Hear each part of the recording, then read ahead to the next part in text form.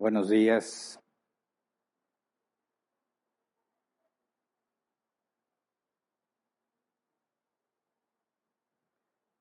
El clima está muy agradable, que así se quedará siempre, ¿verdad? Como que ni frío ni calor, aunque sí hay muchos friolentos ya. Ya es común ver a la gente en la calle con chaqueta y botas casi para la nieve. El cambio de la temperatura cálida, apenas baja la temperatura poquito y se siente muy frío, ¿verdad? Pero cuando llevamos un buen tiempo con temperatura fría, apenas sube un poquito y todo el mundo ya anda en shorts, chanclas. Y hay unos muy desesperados porque ya quieren estrenar lo que se compraron para el tiempo de frío, ¿verdad? Nomás están esperando que sople tantito y se lo ponen. Bueno, se supone que esta semana, a mediados, vamos a bajar a 12 grados. Así que ahora sí, ya no es opcional andar sin abrigarse. Los que no sacaron toda la ropa de frío, como yo, pues tenemos el día de hoy para hacer todo ese procedimiento y ver qué cosas sí se van a usar del año pasado, cuáles no, cuáles ya no te quedan, cuáles todavía te quedan. Y bueno, esperemos que ya no regresen los calorones hasta que venga la primavera o más adelante. Gracias a Dios por eso. Y nosotros seguimos estudiando el tema de vivir en santidad. Seguimos enfocados en la parte de vivificación. Vivificación es aquello que sí tenemos que hacer, lo que le agrada a Dios, lo que está en su palabra. En la mortificación decimos no hacer lo que los malos deseos de nuestra carne quieren. Vivificación es hacer lo que Dios quiere. Y la semana pasada nos enfocamos en analizar ejemplos donde el contentamiento es aplicado en la Biblia y los que lo aplican pueden vivir en santidad. Y de hecho son personajes que Dios hizo muchas cosas a través de ellos y lo único que hicieron fue tener contentamiento. Y vimos cómo esa aplicación en el momento correcto, la parte de aceptar la voluntad de Dios para tu vida y lo que implica, ¿verdad? Confías en Dios, sabes que está la providencia divina. Dios está en control de todas las cosas. Ya vimos y profundizamos que Dios nos quiere bendecir. A Él le ha placido entregarnos el reino, ¿verdad? Entonces confiamos en Él y sabemos que no merecemos nada de lo bueno que Él nos da y somos conscientes de la gracia, lo que es el gozo. Y estando gozosos, conscientes de que lo que tenemos es gracia, experimentamos el contentamiento cuando aceptamos lo que Dios ha permitido para nuestras vidas. Y entonces, de la providencia divina, ¿verdad? Confiamos en Dios, tenemos gozo y contentamiento y entonces podemos enfrentar cualquier cosa que Dios considere buena para nosotros. Si vimos el caso de Job, ¿verdad? Que a pesar de perder su riqueza y sus hijos, Job reconoce la providencia divina, reconoce que todo está en control de Dios y acepta su voluntad, aún a pesar de su esposa, ¿verdad? Que le dijo, ¿todavía estás ahí? ¿Todavía eres fiel a Dios? Ya maldícelo, muérete ya. Y Job decide permanecer, sigue aceptando, a pesar de que es muy feo, muy desagradable lo que le pasaba, lo acepta, contentamiento. Y si tú sigues leyendo el libro de Job, el propio Job reconoce que la manera en que llegó a conocer a Dios no es como lo conocía. A pesar de que se le describe como un hombre íntegro, ¿verdad? No conocía a Dios de la manera que llegó a conocerlo después de este proceso.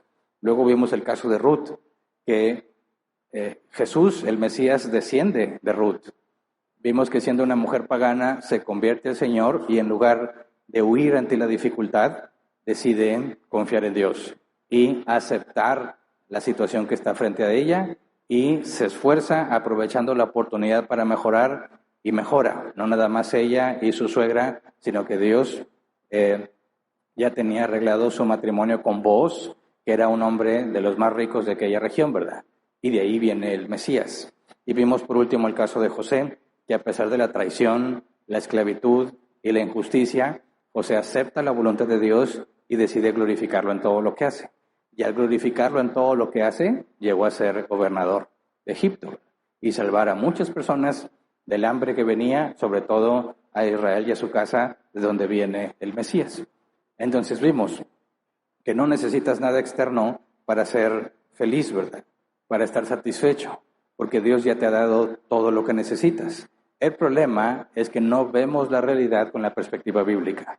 La realidad la vemos o la interpretamos como el mundo la interpreta en lugar de interpretarla con el filtro bíblico. Y esa es la clave para el contentamiento. Ahora, seguimos estudiando el tema de vivir en santidad y hoy nos vamos a enfocar específicamente en la parte de la depresión. Hemos estudiado ya durante varias semanas mucha información bíblica que te debe dar el contexto correcto para el tema que vamos a ver hoy.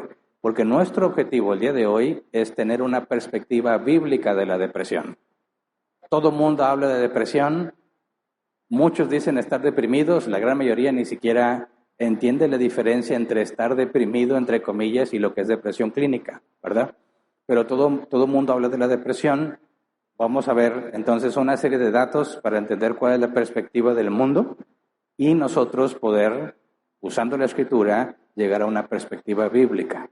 Y si Dios lo permite, la próxima semana vemos cómo es la forma de enfrentar la depresión, porque aunque un cristiano no debería estar deprimido, tenemos muchos ejemplos en la Biblia de cristianos deprimidos. Incluso antes de que Cristo viniera, hay hombres que conocieron a Dios, que hablaron cara a cara con Dios y están deprimidos. Entonces, no es algo de lo cual el cristiano está exento y que tú nunca te vas a deprimir.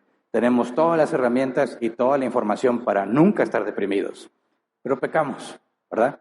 Y entonces nos deprimimos en el sentido correcto de lo que es la depresión, que vamos a ver hoy. Y, si Dios lo permite, la próxima semana vemos cómo se lidia con ese proceso desde la Biblia como fundamento. Entonces, para el día de hoy voy a mencionar lo que el mundo dice acerca de la depresión y vamos a contrastarlo con lo que la Biblia dice. ¿Cómo es que el mundo dice que se debe de enfrentar y cómo es que la Biblia dice que ese tema se enfrenta? Y la próxima semana trataremos de ver con más detalle cuál es ese procedimiento, ya sea que tú estés en depresión o que trates de ayudar a alguien deprimido. Entonces, antes de empezar a estudiar, vamos a orar así como estamos.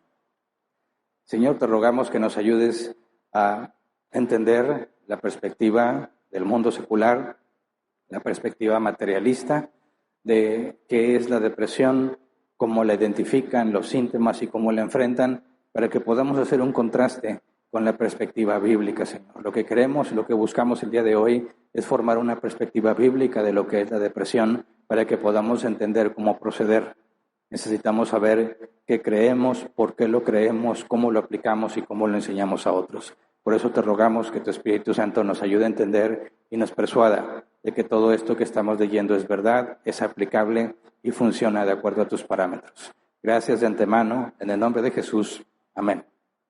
Bien, entonces, ¿qué es lo que tú puedes encontrar sobre depresión? Todo el mundo habla de depresión, así que yo traté de tomar fuentes en cierta manera confiables, ¿verdad? La Organización Mundial de la Salud, distintos institutos de psicología con supuestamente personas que son profesionales y expertos en el tema, para poder tener cierta información y poder empezar a sacar conclusiones de lo que el mundo dice que es, para contrastarlo con la Escritura. Ahora, la primera pregunta es ¿qué es la depresión, verdad? Y vas a encontrar muchas variantes de lo que es en el sentido estricto, pero una descripción que creo yo se ajusta en lo que yo investigué, se ajusta a lo que la mayoría de los portales y fuentes dicen, lo definen así. La depresión es un trastorno del estado de ánimo transitorio o permanente, caracterizado por sentimientos de infelicidad, abatimiento, culpabilidad y por la incapacidad que sienten de disfrutar de las cosas, también acompañados de ansiedad. Y la ansiedad la vamos a ver terminando el tema de la depresión. Entonces, según la Organización Mundial de la Salud, la depresión implica un estado de ánimo deprimido o la pérdida del placer o el interés por actividades durante largos periodos de tiempo. Fíjate cómo la depresión habla de estar deprimido, ¿verdad? Un ánimo deprimido. Pero hay que hacer una distinción, porque cuando hablamos de la depresión como algo clínico, está especificando que es periodos de tiempo prolongados. No es el hecho de sentirte deprimido, sino de cuánto tiempo has estado así. Dice, un episodio depresivo, también según la OMS, ¿verdad? Un episodio depresivo es distinto de las variaciones habituales del estado de ánimo. Estos episodios abarcan la mayor parte del día, casi todos los días, durante al menos 2 semanas. Y aquí es donde podemos empezar a ver algo de objetividad. ¿Te sientes deprimido? Casi todo el día, casi todos los días, mínimo durante 2 semanas. O sea, que si viste el clásico y perdieron los Tigres, creo que este último empataron, ¿verdad? Pero si perdieron tus Tigres y al día siguiente, como lo he comprobado y las estadísticas lo comprueban, al día siguiente hay una baja en la asistencia de la fuerza laboral, porque la gente no quiere ir a trabajar porque están deprimidos, porque perdieron los Tigres, perdieron los Rayados, menos gente se preocupa porque perdieron los Tiburones o no sé cuáles son esos. Pero aquí en Monterrey pierden los Rayados o pierden los Tigres y la depresión es inmediatamente medible por la ausencia laboral. Ok, les dura un día, 2 días, listo. ¿Cuenta como depresión clínica? No. ¿Estaban deprimidos? Sí. ¿Se entiende la diferencia? Estaban deprimidos porque estaban infelices, se sentían abatidos, no tienen ganas de vivir la vida, sí, pero ¿cuántos días estuvieron así? 2. Para que sea depresión clínica, dice, tienen que estar casi siempre tristes, casi todos los días, mínimo 2 semanas. ¿Ok? Entonces, ¿tenían depresión clínica porque perdieron los Tigres? No, nomás estaban deprimidos, ¿verdad? Por eso se especifica que la depresión no es lo mismo que estar triste. La principal diferencia es que la tristeza es una emoción normal, pasajera y relacionada con un evento específico, mientras que la depresión, hablando en el sentido clínico, es el trastorno del estado de ánimo persistente, intenso y que dura al menos 2 semanas, interfiriendo significativamente en la vida diaria. Entonces, una persona con depresión clínica está deprimido mucho tiempo, casi todo el tiempo. La tristeza, dice, permite seguir con las actividades cotidianas, aunque con desánimo, pero la depresión incapacita y afecta de manera generalizada el funcionamiento, el pensamiento y el bienestar de la persona. Estar deprimido, entre comillas, dice, hace referencia a un estado de ánimo temporal de tristeza o desánimo, que es una respuesta normal a situaciones difíciles de la vida. En cambio, tener depresión en un sentido clínico se refiere a un trastorno mental clínico grave que requiere un diagnóstico y tratamiento profesional. Ahora, estoy hablando de todo lo que el mundo dice al respecto, ¿verdad? Y el mundo está diciendo, sí, tú puedes estar deprimido, pero no es lo mismo que tener depresión clínica. Y están tratando de catalogar y separar una cosa de la otra. Todos los seres humanos nos podemos sentir deprimidos, pero ¿cuántos han tenido depresión clínica? Ahí está la diferencia. Dice también, es un hecho que existe una confusión generalizada ante el uso coloquial del término depresión y el diagnóstico clínico real. La gente a menudo dice estoy deprimido después de un mal día, una decepción o un evento estresante, cuando en realidad experimenta un estado de ánimo bajo tristeza que es temporal y manejable. ¿Me explico? Temporal y manejable es menos de 2 semanas. Y puedes lidiar con eso, sigues con la vida, etcétera. Aquellos que dicen, ya no quiero vivir, ya no quiero ir a trabajar, ya no quiero hacer nada, corto contacto con todas las personas, dices, oye, ¿cuánto tiempo lleva así? Ya pasaron 2 semanas, entonces se entra en esta categoría de depresión clínica. Ahora, ¿qué provoca la depresión clínica? Distintos portales e institutos tratan de definir qué, pero en esencia, cuando tú preguntas, sobre todo vas a la inteligencia artificial, de entre todas las definiciones y explicaciones de la causa, en pocas palabras, ¿qué es? Nadie sabe. Nadie sabe exactamente qué lo provoca. Pero sí pueden decir, por ejemplo, que parece ser el resultado de una combinación de factores genéticos, bioquímicos y psicológicos. Dice, por ejemplo, sufrir un episodio traumático, la pérdida de un ser querido, atravesar por una relación dificultosa, o cualquier situación estresante puede provocar un episodio de depresión y también puede darse episodios de depresión subsiguientes sin una provocación evidente. Entonces, en pocas palabras, nadie sabe exactamente qué lo provoca. Puedes tratar de rastrear, oye, te pasó algo grave, perdieron tus tigres. Ok, hay una explicación de por qué te sientes así. Oye, te corrieron del trabajo. Sí, puede ser muy doloroso y te puede afectar mucho psicológicamente. Porque la mayoría de los hombres relacionan su valor al trabajo que tienen. Y cuando los despiden es como si les quitaran todo el valor que tenían. Y entonces enfrentan un proceso muy difícil que tú dices, ya sé por qué estás deprimido. Pero dice que hay personas que no hay una causa evidente de su depresión. Sin embargo, experimentan los síntomas como alguien que hubiese pasado por un evento difícil o traumático. ¿Qué síntomas, según la Organización Mundial de la Salud? Dificultad para concentrarse.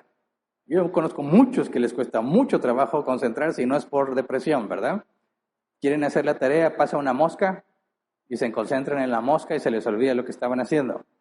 Así que no son síntomas aislados, son en su conjunto. Dificultad para concentrarse, un sentimiento de culpa excesiva o de baja autoestima, falta de esperanza acerca del futuro, pensamientos de muerte o suicidio, alteraciones del sueño, cambios en el apetito o en el peso, sensación de cansancio agudo o de falta de energía. Son síntomas que ven en las personas, ¿verdad? Para saber que tienen depresión clínica. Dice, los episodios depresivos pueden calificarse en leves, moderados o graves, en función del número y la intensidad de los síntomas, así como las repercusiones en el funcionamiento de la persona. También dice la OMS que las mujeres tienen 1.5 más probabilidades de deprimirse que los hombres. Sí, que son mucho más complicadas, ¿verdad? Que los hombres. Entonces, las mujeres tienen más probabilidades de estar deprimidas que los hombres. Por eso yo he escuchado que las mujeres dicen que los hombres son muy simples, ¿verdad? Con cualquier cosa se divierten. Ven que una persona se cae y les da felicidad. Se ríen. Entre las mujeres se preocupan. No, pobrecito, ¿qué le pasó? La vergüenza. Los hombres somos mucho más simples a la hora de percibir las cosas. Y cuando analizan estadísticamente dicen es más probable que una mujer se deprima que un hombre. Y tiene que ver con cómo percibes la realidad de lo que está pasando, ¿verdad? Dice también que en el peor de los casos la depresión te lleva al suicidio. Hasta aquí con la información de lo que el mundo ha encontrado según sus expertos y profesionales, ¿ok? Todo esto para poder decir que vamos a hablar de la depresión, en una perspectiva bíblica y no lo estamos haciendo ignorando lo que los profesionales dicen, sino tomando en cuenta lo que los profesionales dicen, ¿ok? Entonces, hasta este punto, queda claro que muchas de las personas que dicen que están deprimidas en realidad no están clínicamente deprimidas. Son personas tristes nada más, ¿verdad? Con buenas razones quizás para estar tristes. Muchas personas hablan de depresión cuando en realidad solo están tristes.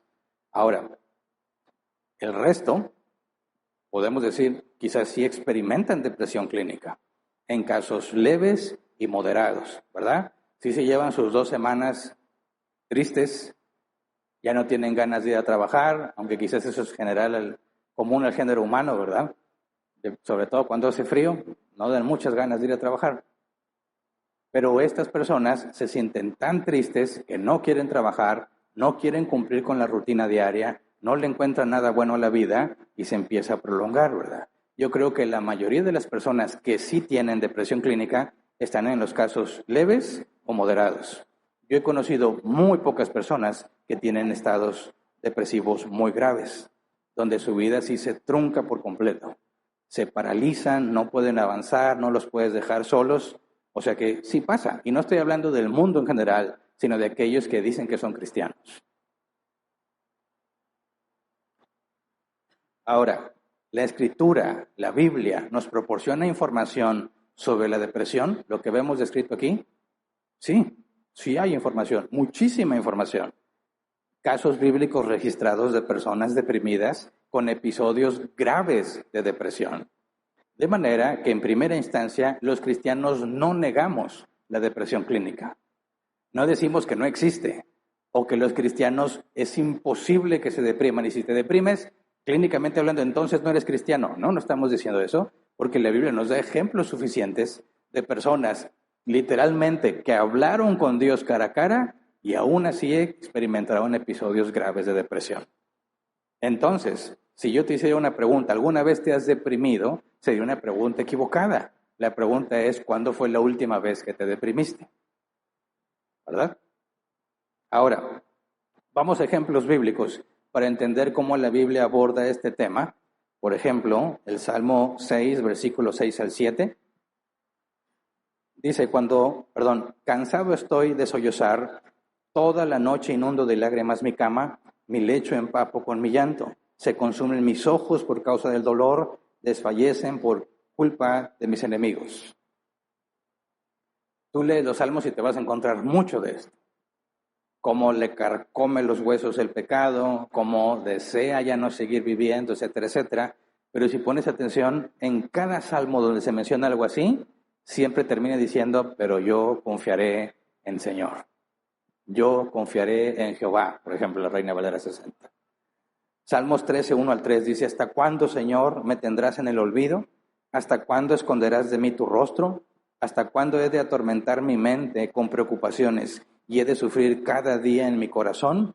¿Hasta cuándo mi enemigo triunfará sobre mí? Señor y Dios mío, mírame y respóndeme, ilumina mis ojos, así no caeré en el sueño de la muerte. Estos no son episodios leves ni moderados, ¿verdad? Son episodios graves de depresión.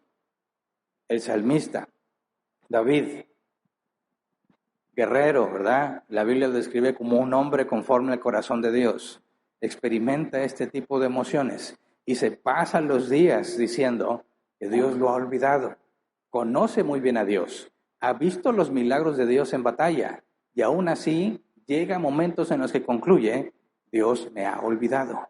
¿Dónde está? ¿Por qué no me responde?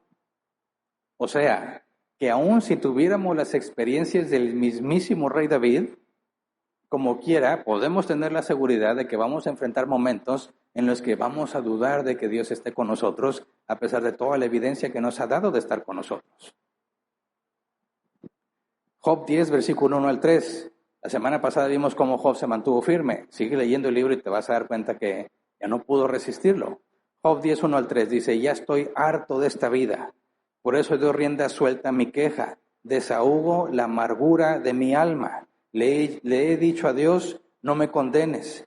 Dime qué es lo que tienes contra mí. ¿Te parece bien el oprimirme y despreciar la obra de tus manos mientras te muestras complaciente ante los planes del malvado?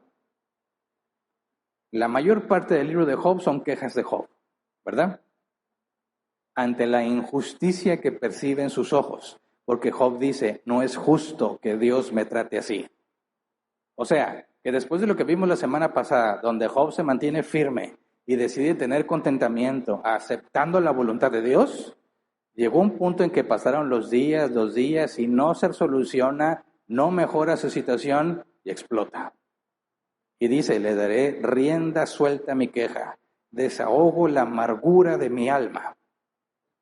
Ahora, Job estaba así porque a Dios le plació tenerlo así, ¿verdad? Aquí nos empieza a dar información sobre la depresión. Puede ser como en el salmista, por mis enemigos, que tenía muchos problemas bélicos, ¿verdad? El rey David. O porque Dios le plació que experimentes ese grado de depresión. Elías, 1 de Reyes 19, 1 al 5. Dice, Acab le contó a Jezabel todo lo que Elías había hecho y cómo había matado a todos los profetas a filo de espada.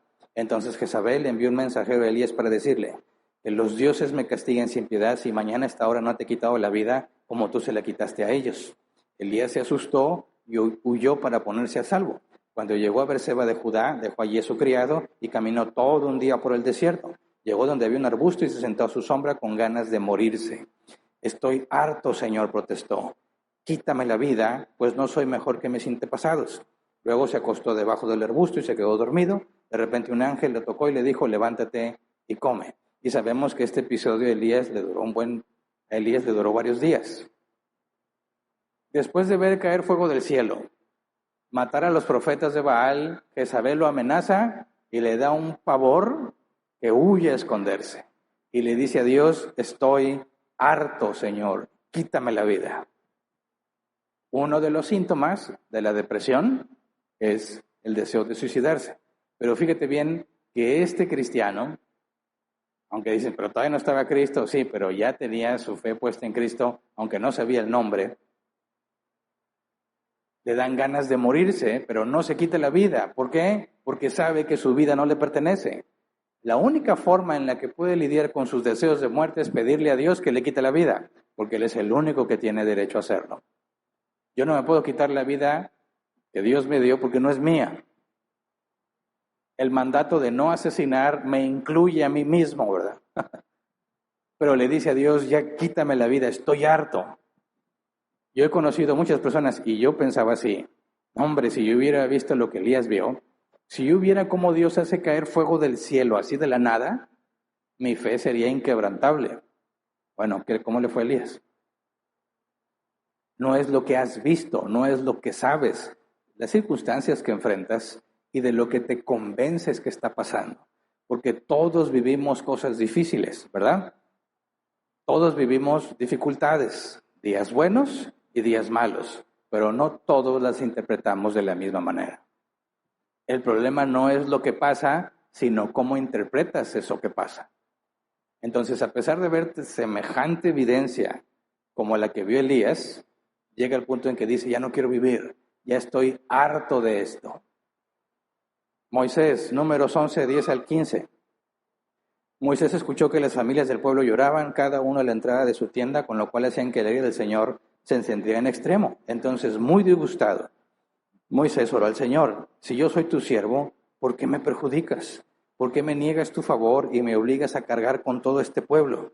¿Acaso yo lo concebí o lo di a luz para que me exijas que lo lleve en mi regazo como si fuera su nodriza y lo lleve hasta la tierra que les prometiste a sus antepasados? Todo este pueblo viene llorando a pedirme carne. ¿De dónde voy a sacarla? Yo solo no puedo con todo este pueblo. Es una carga demasiado pesada para mí. Si este es el trato que vas a darme, me harás un favor si me quitas la vida. Así me veré libre de mi desgracia. ¿Cuántas cosas vio Moisés? Moisés habló con Dios cara a cara, ¿verdad? Por medio de Moisés llegaron las plagas a Egipto. Se abrió el mar muerto. Vencieron a los gabaonitas, etcétera, etcétera, etcétera, etcétera. Y llega un punto en que dice, ok, Dios, no tengo duda que tú existes, no tengo duda de tu poder y de tu deseo de llevarnos a la tierra prometida. Pero ¿por qué a mí? ¿Por qué a mí me pones esta carga? Ya no soporto a esta gente. O sea, que tú puedes creer en Dios, confiar en Dios y no aceptar lo que decidió para tu vida, ¿verdad? Que es el caso de Moisés. Ahora vamos con Jeremías. Jeremías 20, 14 al 18. Dice, maldito el día en que nací, el día en que mi madre me dio a luz, no sea bendito. Maldito el hombre que alegró a mi padre cuando le dijo, te ha nacido un hijo varón. Que sea tal hombre como las ciudades que el Señor destruyó sin compasión, que oiga gritos en la mañana y alaridos de guerra al mediodía. ¿Por qué Dios no me dejó morir en el seno de mi madre? Así ella habría sido mi tumba y yo jamás habría salido de su vientre. ¿Por qué tuve que salir del vientre solo para ver problemas y aflicción y para terminar mis días en vergüenza? Claramente este hombre está muy deprimido, ¿verdad? Desearía no haber nacido y que le caigan maldiciones al que le dio noticia a su papá de que había tenido un hijo varón. Ese pobre hombre, ¿qué? Pero tiene tanto coraje, está tan frustrado que quiere que le pasen cosas malas al que le dio la buena noticia a su papá. Y estamos hablando de alguien a quien Dios le hablaba para hablarle al pueblo. Por último, Mateo 26, 38. Esta es la angustia que me invade, que me siento morir. Dijo, quédense aquí y manténganse despiertos conmigo. Palabras de Jesús. Entonces, bíblicamente, por supuesto que hay más ejemplos de depresión. Podemos hablar de Jonás y de otros, ¿verdad? Pero creo que estos son suficientemente claros para mostrar que no son episodios leves ni moderados. Estamos hablando de situaciones graves, ¿verdad? Donde no pueden cumplir con la tarea que Dios les asignó. No quieren continuar con sus funciones. No quieren seguir la vida como Dios les dijo que la deberían de seguir, a pesar de haber visto milagros, a pesar de escuchar audiblemente la voz de Dios, a pesar de todas las experiencias sobrenaturales que llegaron a tener, aún así se deprimieron gravemente. Así que los cristianos no somos ajenos al tema de la depresión, ¿verdad? ¿Y cómo le hacía el pobre Moisés si no había psicólogos? ¿Cómo le hacía el pobre Elías si no había psicoterapia? ¿Por qué Dios no inventó unos antidepresivos para que le echaran ganas? y cumplieron con lo que se les encomendó, ¿verdad? Hicieron lo que tenían que hacer a pesar de cómo se sentían. Ahora tú, ¿alguna vez has estado deprimido? Me corrijo, ¿cuándo fue la última vez que estuviste deprimido? Ahora quizás no todos estén conscientes de que han tenido lo que se llama depresión clínica. Más de 2 semanas con ese estado de ánimo de depresión. Quizás algunos sí, quizás algunos más que otros. Y aquí es otra cosa que quiero decir, porque alguna vez me han acusado de que yo hablo desde lejos. Y como yo no lo he vivido, yo no sé lo que se siente. Yo también he luchado con depresión en muchos momentos de mi vida, antes de cristiano y después de cristiano. Aún con la doctrina bíblica correcta, he tenido que luchar con la depresión. Entiendo perfectamente qué es tener un episodio de depresión catalogado como grave. Yo sé que no dan ganas de nada, ¿verdad? Sé que no importa que te pasen cosas buenas, no las puedes disfrutar. Pasan los meses y sabes que tienes muchas razones para estar feliz, pero no estás feliz. No tienes energía, no tienes ganas, estás frustrado. Y también lo puedes disimular. Nadie se da cuenta que estás así. Sé lo que se siente que todos esperan algo de ti. Todos esperan algo de ti. No puede funcionar el mundo si no das lo que tienes que dar. Y eso cansa y deprime y te dura mucho tiempo. La mayoría de las veces lo disimulas. Hay veces en que ya no puedes y explotas. Y tienes que pasar por estas mismas preguntas del salmista, las mismas preguntas de Moisés, las preguntas de Elías, las preguntas de Jeremías. Pasas por ahí. Dices, yo no tengo duda de que tú estás ahí, Señor. La pregunta es, ¿por qué? ¿Por qué me haces pasar por esto? No es un asunto de incredulidad. No es que yo no crea que ahí está Dios. No es que yo dude de la divina providencia, sino que ¿por qué a mí, verdad? Yo sé que Dios está en control de todo, pero ¿por qué se ensaña conmigo? Es un problema que solo los cristianos pueden entender. Ahora, el mundo no experimenta para nada la depresión así, porque el mundo está solo. Y para ellos todo es azar, ¿verdad? Y le hablan al universo a ver si el universo los escucha. Y checan en su horóscopo a ver si esta semana va a estar mejor que la anterior, ¿verdad? Y a manera de chiste lee el horóscopo y le dice a su mujer, pues resulta que esta semana voy a conocer a la mujer de mi vida. Porque así dice el horóscopo. Y buscan en las redes sociales, buscan likes, buscan views, buscan algo que le dé sentido a su vida porque están completamente solos y desorientados. No nos pasa así los cristianos, no debería, porque sabemos que hay un Dios que está en control de todas las cosas. Nuestro problema es diferente. Señor, ¿hasta cuándo? ¿Hasta cuándo me vas a tener así? ¿Por qué me tienes a mí así? Entonces, fíjate bien, cristiano o no cristiano, enfrentas la depresión, ¿verdad?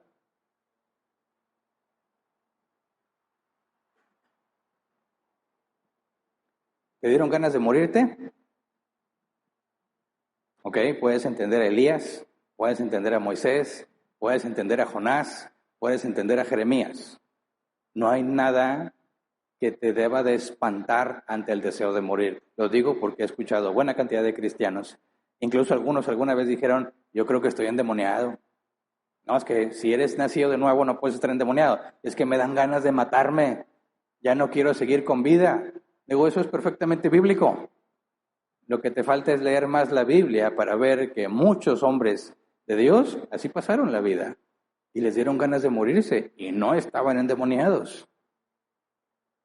Entonces, los cristianos no nos asustamos ante el deseo de ya no vivir. Lo que sabemos es que no nos podemos quitar la vida porque no nos corresponde. Por eso acudimos a Dios a decirle, ya quítame la vida. ¿Me explico? Así que un cristiano no tiene por qué espantarse de esas cosas. Los cristianos lo vivimos y lo han vivido desde siglos atrás.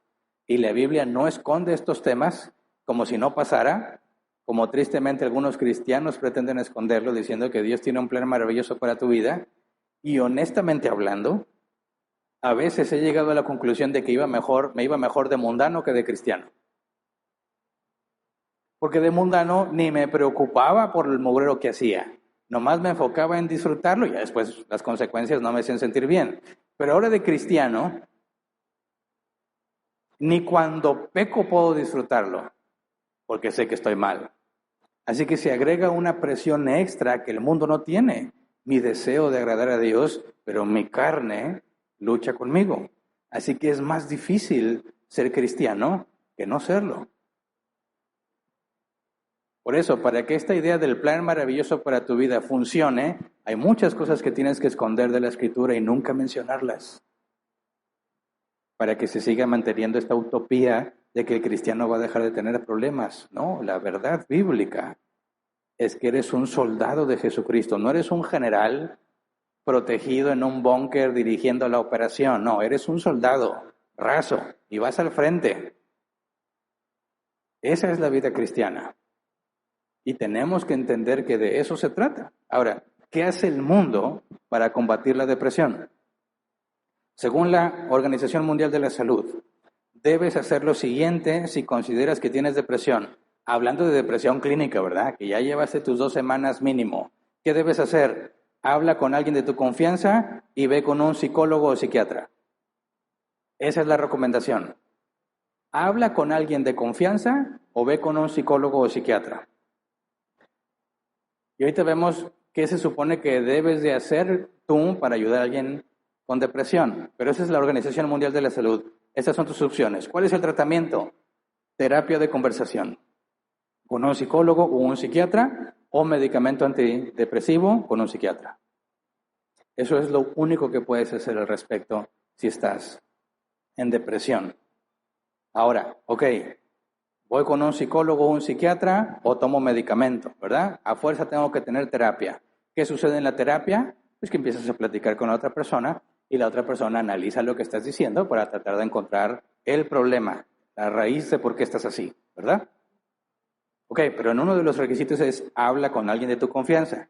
Quizás alguien antes de ir con un psicólogo o un psiquiatra quiere hablar con alguien. Quizás yo soy de confianza para alguien y viene a hablar conmigo. Y yo busco, ¿qué le debo de decir a alguien que tiene depresión? Y lo primero que encontré es lo que no debo decirle a alguien que tiene depresión. ¿Qué son las cosas que no debo decirlo? Es un resumen de distintos portales en los que coincide estos mismos cosas que no debes decir. Número 1, nunca le digas, anímate, sé feliz o disfruta la vida.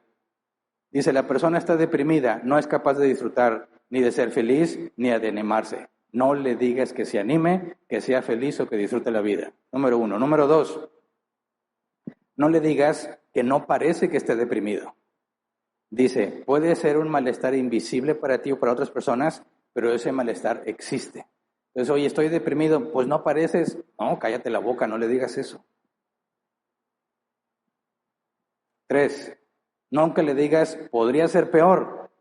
Dice, una situación o un problema puede parecerte una nimiedad para ti, pero una persona con depresión, para él puede ser una montaña enorme que superar. Entonces, según esto, nunca le digas, podría ser peor. Nunca le digas, hay personas que sufren más que tú. No le digas eso. 4, nunca le digas, estás así porque quieres.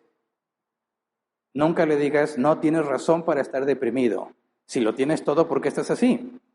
Fíjate la razón del por qué no le debes decir eso. Dice, la depresión no se elige. Uno no escoge sentirse así. Entonces, nunca le cuestiones a alguien del por qué está así, porque él no eligió estar así. 5, nunca le digas, todos tenemos problemas, piensas demasiado en ti. No, dice, decir este tipo de cosas aumentará su culpa y su vergüenza y sentirá que estás minimizando su dolor. 6, nunca le digas, ya pasará o lo superarás. Dice, este tipo de frases o comentarios no ayudan a una persona que está en depresión, ya que pretende dar una visión optimista, pero no es así en la realidad. 7, nunca le digas, todo el mundo se deprime a veces. Dice, la depresión es algo mucho más serio y engloba más síntomas que la pura tristeza. Ahora, hace un par de semanas, en mi trabajo nos dieron una charla sobre tanatología, porque hubo un fallecimiento de una compañera muy reciente y había muchos compañeros muy afectados. Entonces la empresa dijo, hay que hacer algo, ¿verdad? Y organizaron una charla especialmente para lidiar con el duelo, tanatología, de eso se trata, ¿verdad? Y trajeron a una persona que tiene credenciales para hacer eso. Ok, llegó a este punto de la lista. Nunca le digas a una persona, no estés triste. Nunca le digas, échale ganas. Nunca le digas, no deberías sentirte así. En la consejería que ellos dieron, lo único que puedes hacer con alguien que viene a hablar contigo porque está deprimido es mandarlo con el psicólogo. Entonces, según la Organización Mundial de la Salud, ¿cuál es el único camino entonces? Dado que era hablar con alguien de confianza o acudir con un psicólogo o psiquiatra. Y luego te dicen que si viene a hablar contigo, no le digas esto y no le digas lo otro y no le digas, pues entonces, ¿qué le digo? No le digas nada mejor. Mándalo con un psicólogo. Entonces, ¿quién es el único salvador de la humanidad ante la depresión? La psicología o la psiquiatría. ¿Se entiende?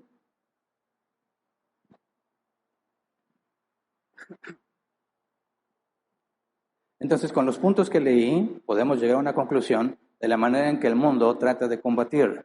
El mundo está diciendo, la Organización Mundial de la Salud dice, la única solución es que vayas al psicólogo o al psiquiatra. Porque hay muchas cosas que aunque tú quieras decirlas con buena intención, y aunque sea verdad, no puedes decírselas. Tienes que ir con un especialista en esos temas. ¿Ok? Entonces, una persona con depresión, dado que dicen que uno no elige estar así, entonces una persona con depresión es una víctima. Yo no lo elegí. La depresión me eligió a mí. Entonces yo no tengo la culpa. Soy una víctima.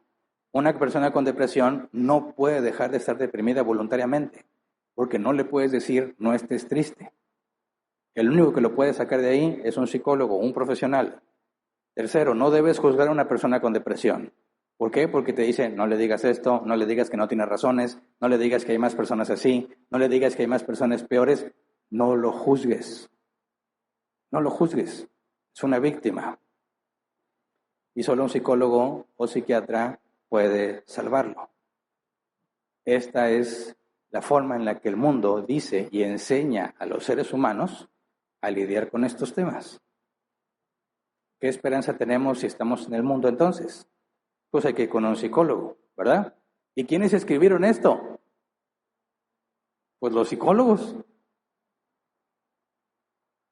Es como una vez que fui con un mecánico y me dijo, nunca le metas mano al carro, mejor tráemelo.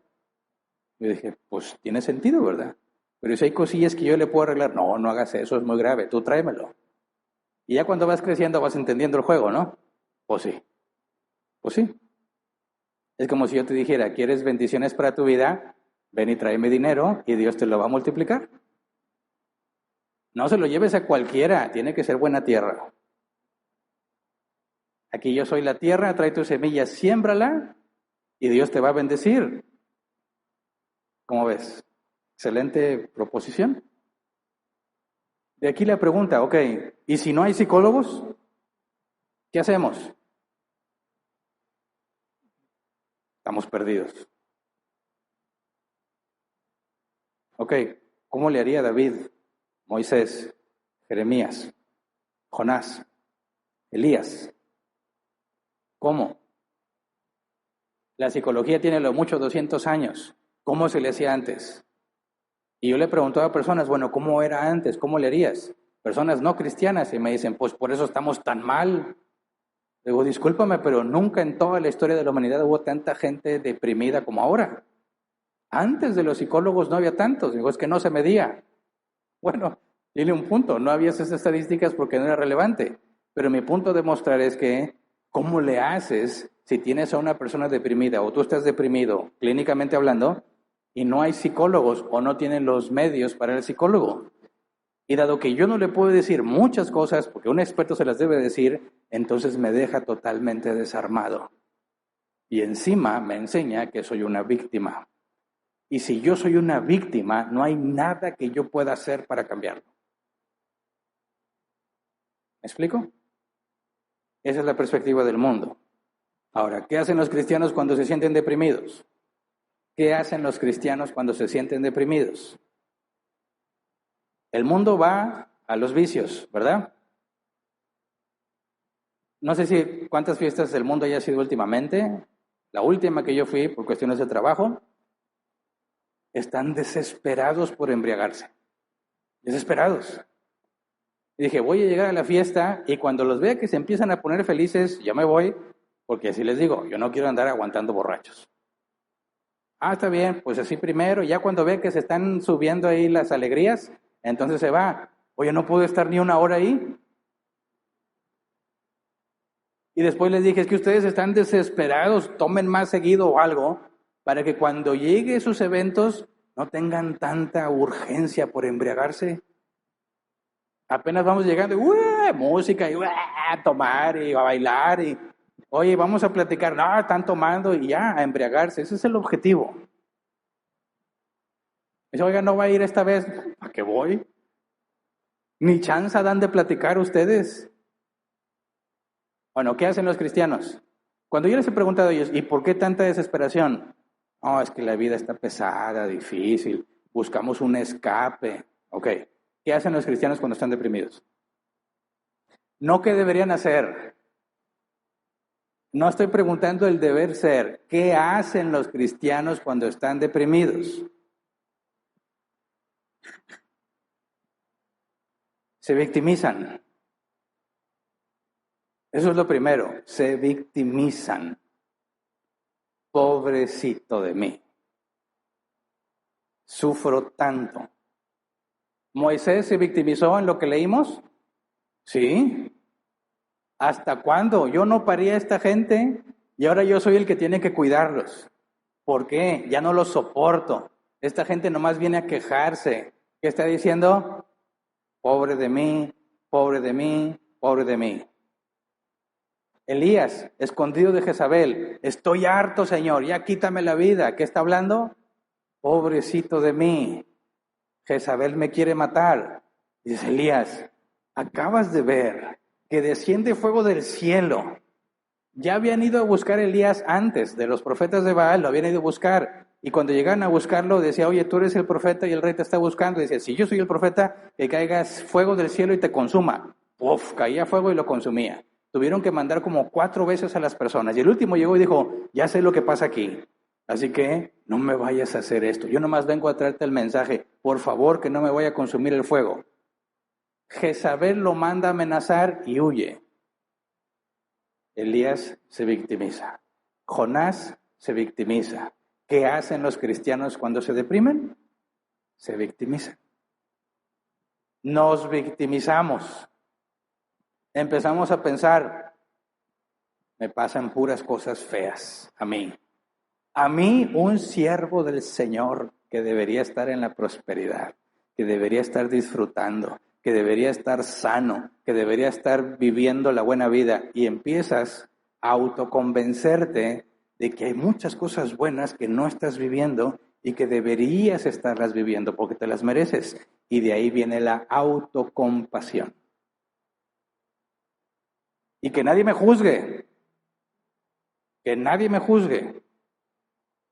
¿Qué hacen los cristianos cuando alguien está deprimido?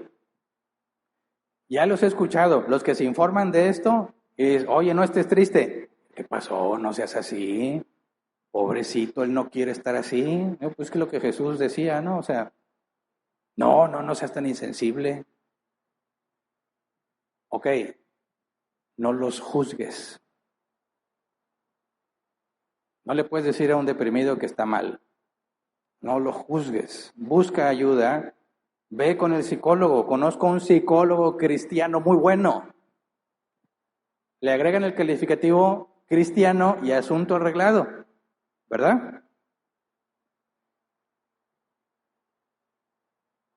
¿Y cómo le decías cuando no había psicólogos? No, pero gracias a Dios ya los hay. Ok, ¿y qué hace el psicólogo cristiano? No, pues te habla de la Biblia. Entonces, ¿de qué sirve que digas que es psicólogo? Yo soy licenciado en ciencias computacionales. ¿Te gustaría que dijeran, oye, yo conozco un pastor que es licenciado en ciencias computacionales? Ve con él. ¿Y eso qué tiene que ver? Nada, pero te va a hablar de la Biblia.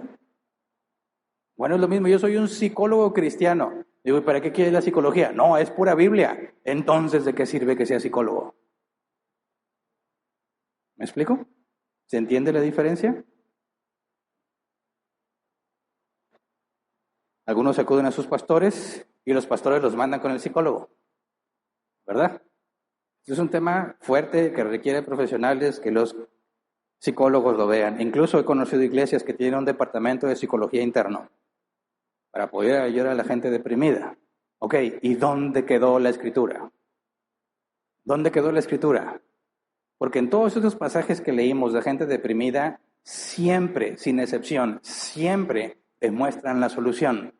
Terminaron resignados a lo que Dios quería, contentamiento, y tuvieron que confiar en Dios y salieron adelante. Por eso, ¿cuál es la respuesta bíblica? ¿Cuál es la manera en que el cristiano combate la depresión? Filipenses 4:4, Reina Valera 60, regocijaos en el Señor siempre. Otra vez digo regocijaos, el gozo. Y ya estudiamos esto, ¿verdad? Romanos 12:15, Reina Valera 60, gozaos con los que se gozan, llorad con los que lloran.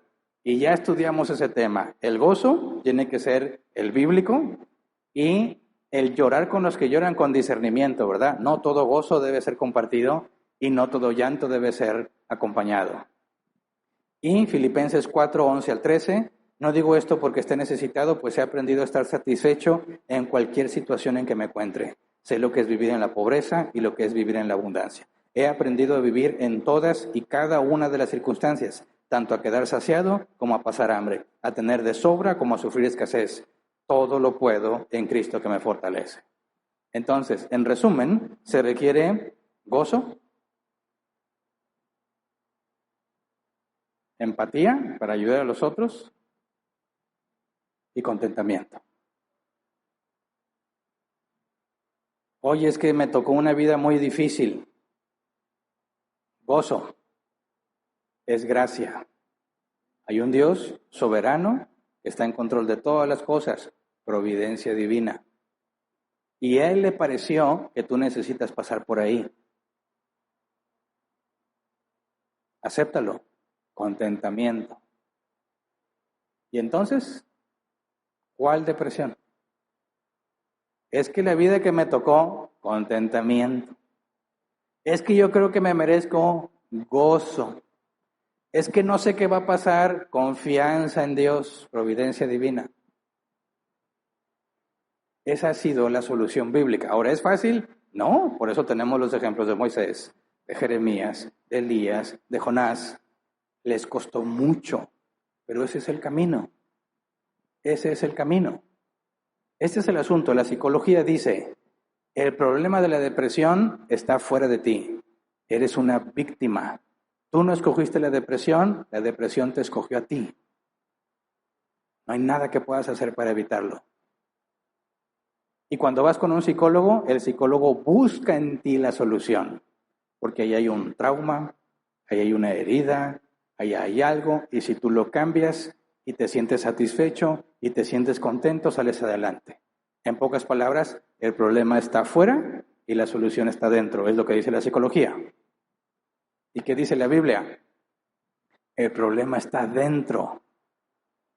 El problema está adentro, que no estás interpretando la realidad en términos bíblicos. Y la solución no la tienes tú, la solución está afuera, está en Dios. Es completamente opuesta la versión de la psicología a la versión bíblica. Ahora me dicen, hay un psicólogo cristiano. Digo, entonces, ¿cuál de las dos toma? No puedes tomar las dos, ¿verdad? O el problema está en ti o el problema está afuera. O la solución está en ti o la solución está afuera. Pero no pueden ser las dos al mismo tiempo y en el mismo sentido. Entonces, cuando alguien habla de un psicólogo cristiano, que los he escuchado los que defienden eso, bueno, y cuando empiezan a explicar, es que es la Biblia y es la Biblia, pues entonces dime que eres un consejero bíblico. Porque cuando tú me hablas de psicología, estás hablando de un sentido estrictamente materialista. No hay Dios, no hay ley moral objetiva, no hay pecado. Por eso un psicólogo nunca te va a mencionar el tema de pecado, porque para él eso no existe. Dado que si no hay un Dios, no hay una moral objetiva sobre todos los hombres, por lo tanto el concepto de pecado es meramente subjetivo y depende de lo que tú creas. Por eso los psicólogos te dicen, si te hace feliz, hazlo. ¿Verdad? Y Hitler se hubiera puesto feliz al escuchar eso. ¿Verdad? Un asesino en serie va a decir, sí, amén, gloria a Dios, esto me hace feliz, voy a seguir matando gente. Ese es el problema de la psicología, no tiene moral, porque para ellos no existe la moral objetiva. Pero el cristiano tiene una definición clara. El mandato es gózate. Es un mandato, no es un sentimiento. Gózate. Y gózate con los que se gozan y llora con los que lloran. ¿Verdad? Confía en Dios. No temas. Mandato tras mandato tras mandato. ¿Cuál es el mensaje bíblico? No son los sentimientos, no son las emociones el problema está en tu cabeza. ¿Cómo razonas? Dijo Jesús, porque son torpes y tardos para creer. Y en el griego no estás razonando con la lógica adecuada para poder confiar en Dios. ¿Te das cuenta de la oposición entre la perspectiva psicológica y la perspectiva bíblica? Entonces, entendiendo las diferencias, el problema lo reconocemos, tanto la psicología como el cristianismo reconoce que hay un problema, depresión, y en su definición podemos estar de acuerdo. Pero en la causa, ¿qué causa la depresión? El mundo materialista dice, ¿quién sabe? ¿Qué dice el cristianismo? ¿Cuál es la causa de la depresión? ¿Qué opinas? Pecado. Porque no te estás gozando, porque no estás confiando, porque estás temiendo, porque estás angustiado. Jesús dijo, no se angustien por estas cosas. Y como no hago eso, mi depresión empieza a crecer y crecer y crecer. En términos bíblicos, la depresión se debe a pecado. Así de simple. ¿Verdad? Porque si cumpliéramos al pie de la letra lo que está ahí, ninguno estaría deprimido. Y ese es el meollo del asunto, que Pablo dijo que cuando quiero hacer lo bueno, me acompaña el mal. Y cuando no quiero hacer eso malo, termino haciéndolo, porque tengo un cuerpo de muerte. ¿Verdad? Si todo se basara en que entendamos y que ya con eso no vamos a pecar, todos seríamos perfectos. El asunto es que no podemos dejar de pecar mientras estemos en este cuerpo. Entonces, la depresión es algo que te va a tocar. Sí o sí, te vas a deprimir. Leve, moderado y grave. Y según la Biblia, porque así Dios ha querido que lo enfrentes. Y ese es el punto medular.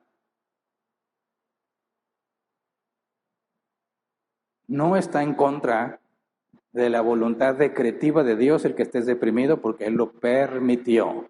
El punto es, ¿qué vas a hacer con esa depresión? ¿Qué vas a hacer? ¿Vas a llorar? ¿Te vas a aislar? ¿Vas a ir con una persona, psicólogo, que no conoce de Dios, a explicarte cuál es el problema? Mira, cuando yo he estado deprimido, no he ido con un psicólogo, ni lo considero. Y me han dicho, ¿por qué? Quizás de pura curiosidad. Para empezar, me cobran. Segundo, va a empezar a analizarme, ¿verdad? Pues mira, yo veo que has hecho esto y lo otro, y que voy a decirle yo, no es cierto, la Biblia dice otra cosa. Pero es que yo creo que te haces esta herida, sí, a lo mejor tengo la herida, pero la Biblia dice, pon los ojos en lo que está enfrente, no en lo que se quedó atrás. Es que tú fuiste un niño solo, sí, pero la Biblia dice que con todo Jehová me recibirá.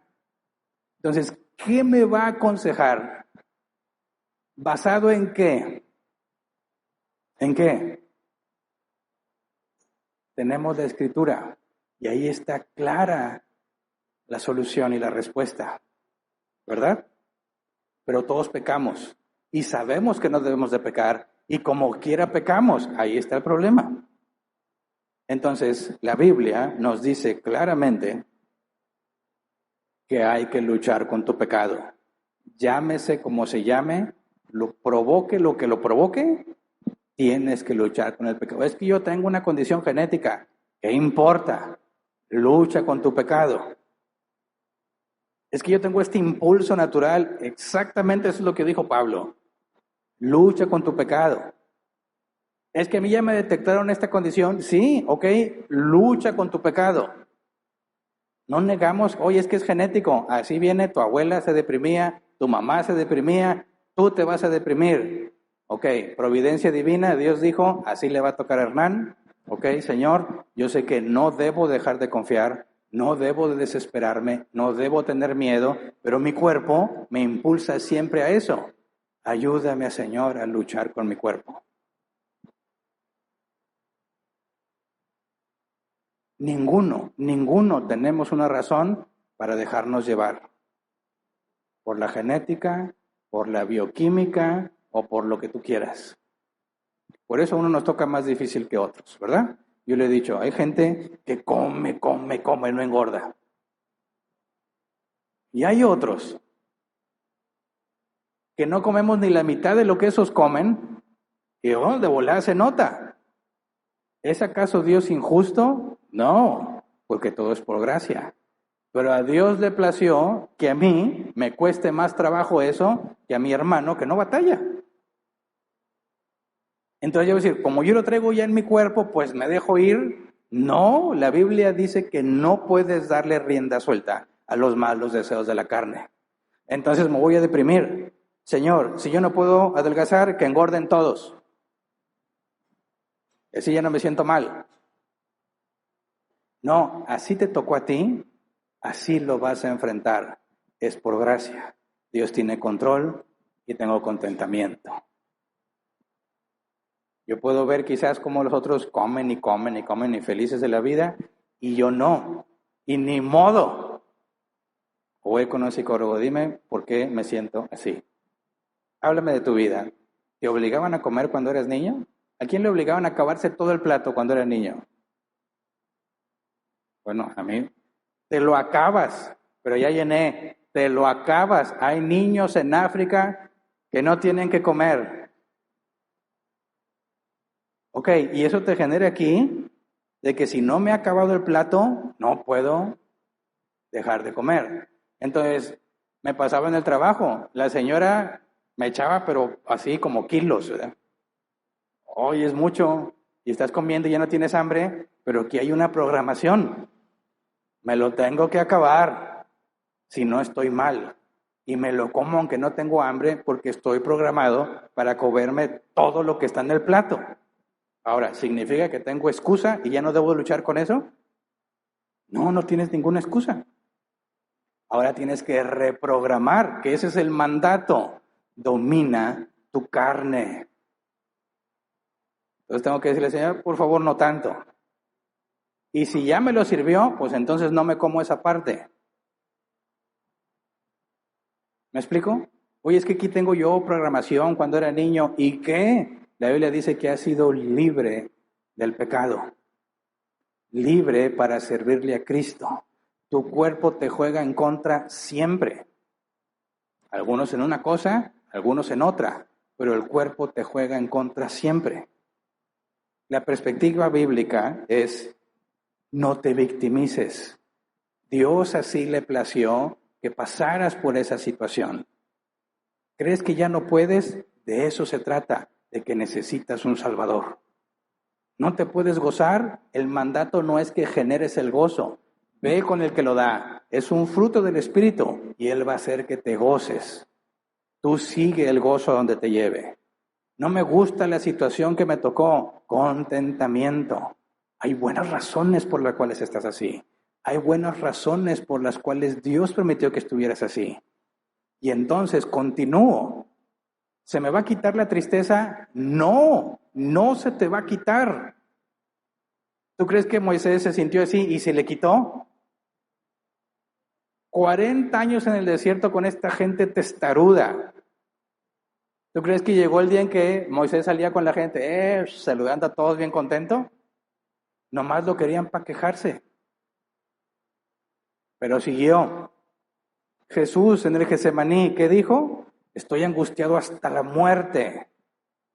Señor, si es posible que pase de mí esta copa, pues no sea mi voluntad sino la tuya. ¿Y cuál fue la voluntad de Dios? Que siguiera, y Jesús siguió. No sé si me estoy explicando. El cristianismo no va a hacer que desaparezca esos días en los que te sientes deprimido. Lo que te manda Dios es continúa. No importa cómo te sientes, continúa. Haz la tarea. Y si se te ocurre aplicar la de Jonás, ¿qué hizo Jonás? Dijo, no, sí Dios, iré. Y se fue al lado opuesto completamente. ¿Y qué dijo Dios? Lástima, yo tenía planes maravillosos para Jonás. No. Manda la tempestad. Jonás sigue deprimido con pensamientos suicidas y dice, pues soy yo, aviéntenme al mar ya, que me muera. Y la gente dice, no, Jonás, tampoco somos así. Pero llega el punto en que dice, el barco se va a destruir. Jonás, 1, 2, al agua. Y Jonás describe, está entrando al abismo, a las profundidades. Y entonces Dios manda un pez que se lo trague para salvarlo. Y lleno de ácidos estomacales, es escupido en la playa y dice Jonás, ahora sí voy a hacer caso. ¿Se le quitó la depresión? No, sigue leyendo, anuncia la destrucción de Nínive, Dios los perdona, Jonás estaba en primera fila para ver la destrucción, se da cuenta que Dios los perdonó y se vuelve a deprimir. Y vuelve a decir que está enojado hasta la muerte. ¿Dios le curó la depresión a Jonás? No, le dijo, sigue, haz lo que te dije, sigue. Lo tuvo que disciplinar. A pesar de que Jonás con sus pensamientos suicidas no quería continuar, no lo dejó. Continúa, haz lo que tienes que hacer. Y así es como conoces a Dios. ¿Me explico?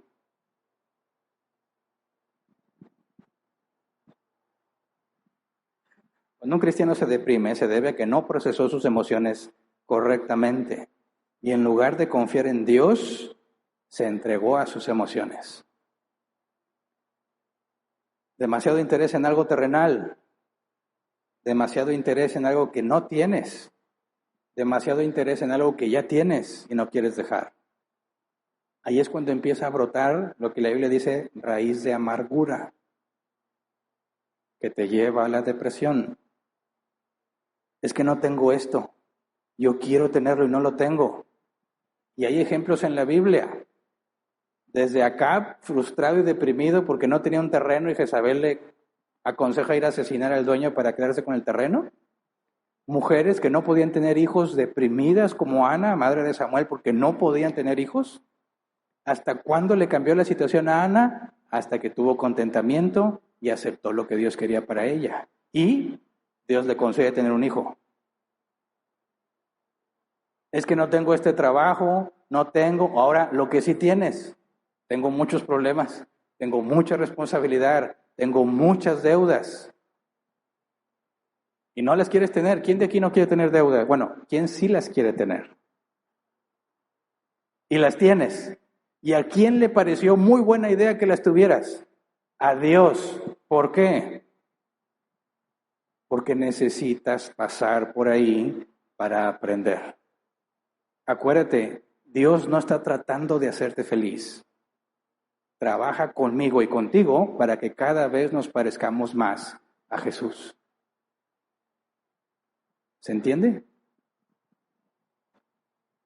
Cuando deseamos algo mucho y no lo tenemos, o lo tenemos y no lo queremos, o lo tenemos y lo valoramos por encima de todo lo demás, es cuando empieza a crearse esta amargura. Porque cuando Dios dice, dámelo, dices, no. Esto yo me lo gané. O cuando Dios dice, ten, dices, no, a mí no me des, a mí no me mandes, yo ya tengo suficiente. Ahí es donde empieza el problema de la depresión. No aceptamos lo que Dios ha decidido para nosotros. Nos deprimimos porque velamos mucho por la carne y somos débiles para soportar las cargas pesadas. Nos deprimimos porque somos impacientes. Ya me cansé de esperar y eso genera descontento en lugar de contentamiento. Ya te tardaste mucho, Señor. Yo debería tener esto ya. La impaciencia nos lleva a deprimirnos. Las preocupaciones continuas, los problemas del día a día, empezamos a ver hacia atrás y dices, hace mucho que me tocan puros días malos. ¿Dónde están los días buenos? Y te empiezas a frustrar y te empiezas a deprimir. Por eso, la depresión desde una perspectiva bíblica, su raíz está en pecado. Pecado. No eres una víctima. Nadie peca en contra de su voluntad. Todos pecamos porque así lo decidimos. Y es ese pecado lo que nos lleva a estar tristes, deprimidos y depresión clínica. Y la solución es muy clara, ¿verdad? Si no amáramos tanto, si no amáramos en exceso, si no deseáramos tanto la comodidad, la salud, evitarnos el dolor, si no amáramos tanto el trabajo, no amáramos tanto a los hijos, no amáramos tanto el ministerio, si no pusiéramos tanto interés en algunas cosas, no nos deprimiríamos. Aceptaríamos lo que nos toca. La depresión revela que en realidad somos muy egocéntricos. Estamos pensando mucho en nosotros mismos. En lugar de estar pensando en lo que Dios quiere, pensamos en lo que nosotros queremos. Y cuando lo que queremos no se parece a lo que tenemos, nos deprimimos. Pero ¿de dónde sacamos la idea de que deberíamos tener lo que queremos? No proviene de la Escritura. No proviene de la Escritura. Ahí está el problema. Se revela que no estamos dispuestos a aceptar lo que Dios tiene para nosotros. Eso tiene que ver con el presente y el pasado.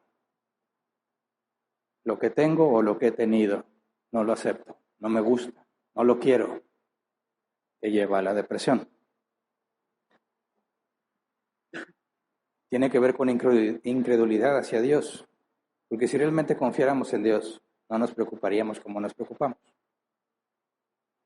Así que sí, todos pecamos y todos enfrentamos depresión. Y la Biblia no dice en ninguna manera que no la vas a enfrentar. La Biblia te da las herramientas para que la enfrentes. Y está la solución en Dios, en Cristo, en poner los ojos en la vida eterna, en no ver las cosas de aquí, sino las venideras. ¿Me explico? Y yo sé que muchos cristianos sufren depresión por ignorancia. Pero después de todo lo que hemos estudiado, aquí ninguno puede deprimirse por ignorancia ya.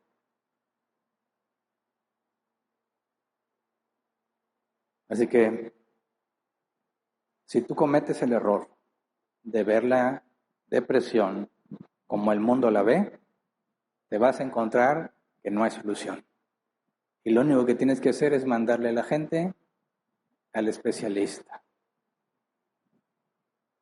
Pero si ves la depresión en el sentido bíblico, el problema eres tú y la solución está en Dios. Y la Biblia está llena de ejemplos de personas que han seguido y han alcanzado lo que Dios les iba a dar a pesar de la depresión. Entonces, que ningún cristiano se confunda pensando en que es una víctima. No. Son nuestras malas decisiones, nuestro mal razonamiento. En palabras de Jesús, somos tardos y torpes para creer.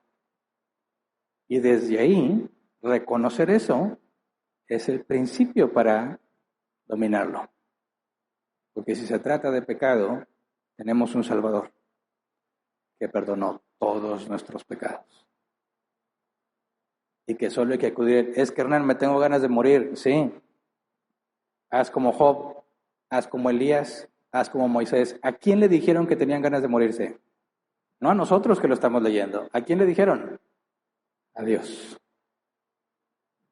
Así que cuando llegues al final del día y dices, no tengo ganas de vivir, no vale la pena vivir, lo que tienes que hacer es ir a hablar con Dios y decirle, Señor, quítame la vida. ¿Qué fue lo que hizo Elías? ¿Qué fue lo que hizo Moisés? ¿Qué fue lo que hizo Jonás? Eso. No lo ocultaron. Se lo dijeron a Dios. Así me siento. No vale la pena vivir. Señor, mejor quítame la vida y líbrame de mi desgracia.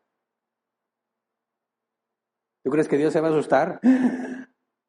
Cállate la boca, Hernán. No. ¿Para qué está diseñado el valle de sombra de muerte? Para que digas, el Señor es mi pastor, nada me faltará, aunque ande en valle de sombra de muerte, no temeré mal alguno, porque su vara y su callado me infundirán aliento. Entonces, cuando sientes que ya no puedes más y te quieres morir, ve y díselo a Dios. Señor, ya no quiero seguir. Quítame la vida. Y Él te va a mostrar su decisión. Capaz que dice, dale, vámonos. Y te fuiste. Pero en todos los ejemplos bíblicos que he encontrado, ninguno se fue así. Samuel llorando porque Dios desechó a Saúl. Está llore y llore. ¿Y qué le dijo Dios? ¿Hasta cuándo vas a seguir llorando por Saúl a quien yo deseché? Párate y ve a llevar palabra allá. Lo dejó llorar un rato y luego dijo, basta. Cuando se muere un familiar, la Biblia dice que les daban 30 días para llorar.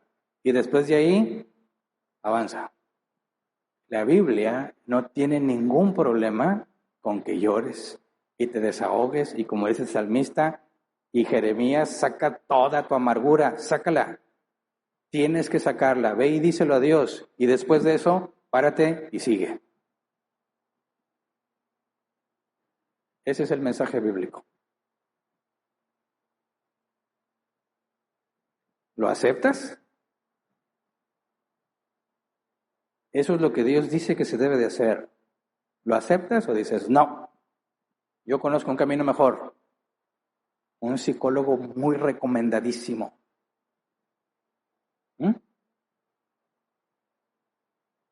Tú decides en quién pones tu confianza.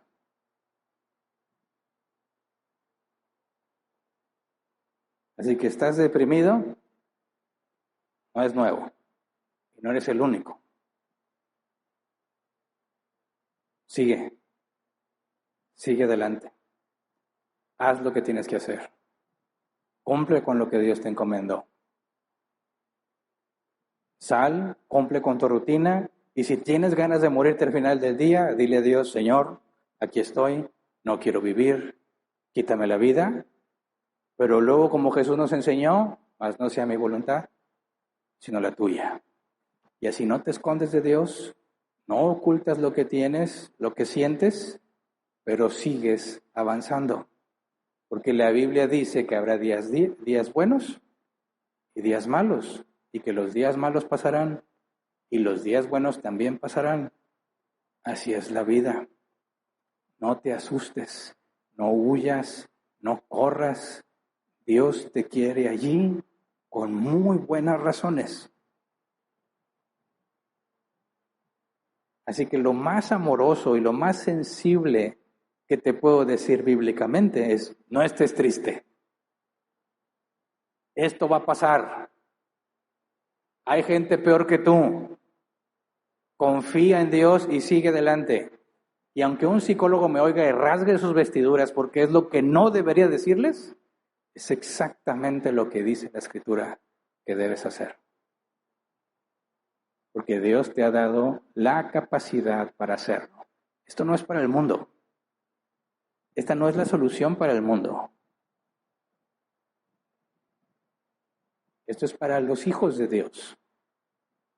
Llora, desahógate, dile a Dios que ya no quieres vivir. Luego cíñete y avanza. No me dan ganas, no te van a dar. No obedecemos a Dios por ganas. explico? Pues vamos a ponernos de pie y vamos a orar.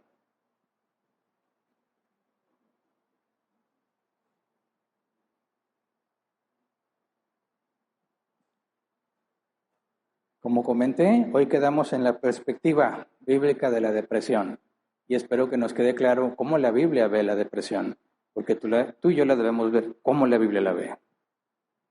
Ahora, ¿cómo salimos de ahí? Está claro lo que hay que hacer. ¿Cómo? ¿Cómo? Si Dios nos permite, hablaremos de eso la próxima semana. Así que pidámosle a Dios esto. Mastícalo en tu mente. Trata de entender la perspectiva bíblica. Quizás muchos de ustedes están tan bombardeados con lo que el mundo dice que les cuesta trabajo entender lo que la Biblia dice, pero lo que la Escritura dice es muy claro. Si tienes un Dios que provee todo para ti, que te ha predestinado a salvación, que dice la Biblia que no terminará la obra en ti, sino que no dejará la obra incompleta, sino que la terminará, que nadie te pueda arrebatar de las manos de Cristo, que eres más que vencedor, que tu Padre conoce tus necesidades antes de que se los pidas. Con toda esa información es imposible que estés deprimido. Y si por pecado lo estamos, hay esperanza, hay una salida. Con cada prueba hay una escapatoria. Dios no te va a poner algo que no puedas resistir. No que tú creas que no puedes, que Dios sabe que no puedes. Las dificultades que Dios permite para ti y para mí no son para destrucción, son para forjar tu carácter, tu conocimiento de Dios. Entonces, sigue siendo gracia, ¿verdad? Pidámosle a Dios que nos ayude a entender la perspectiva bíblica, porque el mundo la aborrece. El mundo la aborrece. Pero tú y yo no somos del mundo. Confiemos en Dios. Pidámosle que nos enseñe a obedecerlo, a pesar de cómo nos sentimos. A pesar de cómo te sientas, debemos seguir. Roguémosle a Dios por eso. Y si tú no estás pasando por algo así, ruégale a Dios que te ayude a entenderlo, porque en la próxima semana nos vamos a enfocar en cómo ayudar a otros a pasar por ahí. Así que vamos a orar. Señor, ayúdanos. Es tan sencillo agarrar ideas, filosofías y corrientes de este mundo, que estamos rodeados del mundo, y a veces cuesta tanto trabajo obtener la perspectiva bíblica, porque hay que estudiar, hay que orar, hay que profundizar, hay un precio que pagar. El mundo nos da todo gratis. Estamos bombardeados constantemente por filosofía totalmente anticristiana, materialista, pseudo-cristiana, y nuestra cabeza se llena de mucha información que no nos sirve desde la perspectiva bíblica. Y cuando escuchamos el mandato bíblico nos cuesta trabajo entender y creer, porque en lugar de estar llenos de tu palabra, en nuestras mentes estamos llenos de otra cosa.